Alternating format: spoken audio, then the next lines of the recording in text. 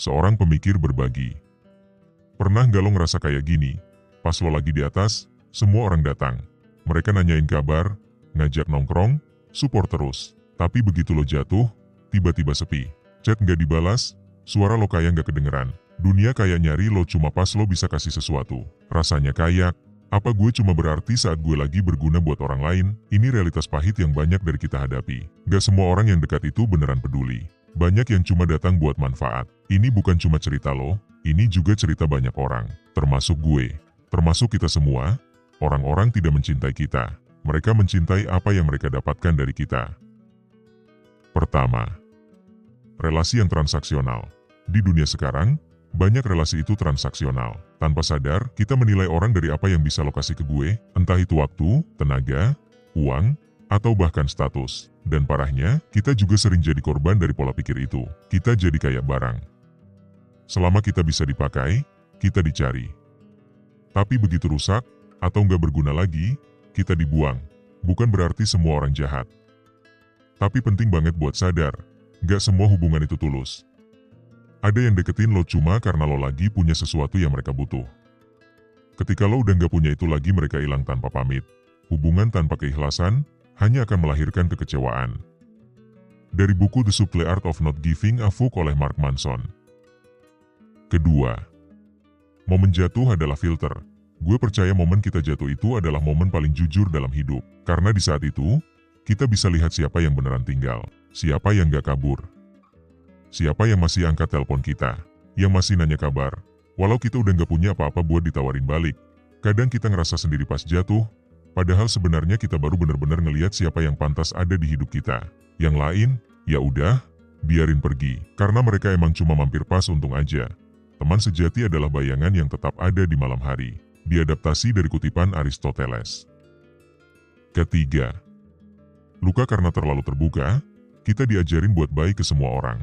Tapi jarang ada yang ngingetin, terlalu terbuka juga bisa bikin kita luka. Saat kita buka hati dan cerita segalanya, belum tentu semua orang niatnya baik. Ada yang cuma pengen tahu, bukan peduli. Ada yang cuma ngumpulin info buat ditertawain di belakang. Makanya, penting buat punya batas. Bukan berarti jadi tertutup, tapi ngerti mana yang pantas dikasih akses ke dalam diri kita. Karena nggak semua orang layak tahu sisi rapuh kita. Kebijaksanaan adalah tahu siapa yang harus dipercaya, dan seberapa dalam kita harus membuka diri. Keempat, kita juga pernah jadi pelaku. Jujur ya, kadang kita juga pernah ada di posisi itu. Datang ke orang cuma pas kita butuh, dekat karena ada untungnya.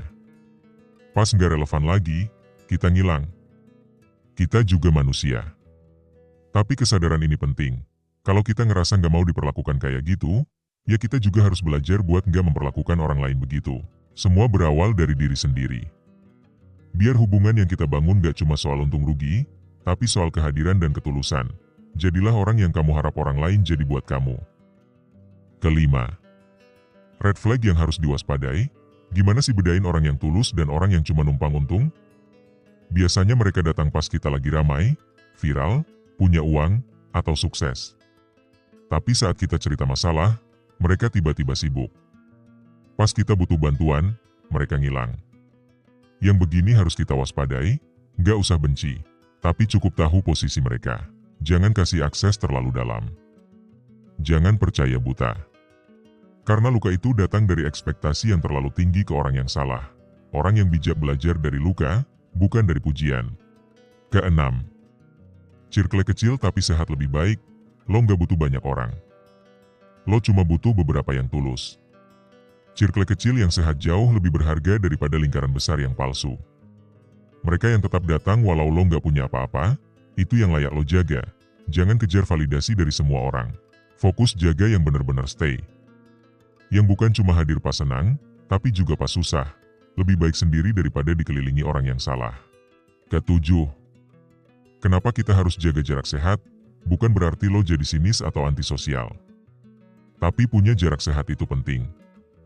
Jarak itu pelindung, supaya kita bisa lihat niat orang.